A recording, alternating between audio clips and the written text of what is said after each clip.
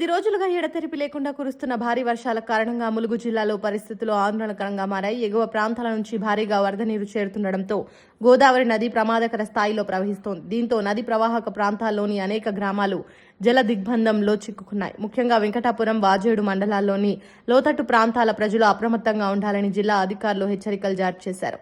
గోదావరి నీటి మట్టం క్రమంగా పెరుగుతుండటంతో నదికి సమీపంలోని గ్రామాల్లో పరిస్థితిని అధికారులు నిరంతరం పరిశీలిస్తున్నారు.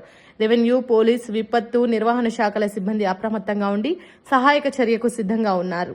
అవసరమైతే లోతట్టు ప్రాంతాల ప్రజలను సురక్షిత పునరావాస కేంద్రాలకు తరలించే ఏర్పాట్లు కూడా చేస్తున్నారు. ప్రజలు అత్యవసర పరిస్థితులు తప్ప బయటకు వెళ్లకుండా వరద ప్రవాహాలు ఉన్న ప్రాంతాల్లోకి వెళ్లేందుకు ప్రయత్నించవద్దని అధికారులు సూచించారు.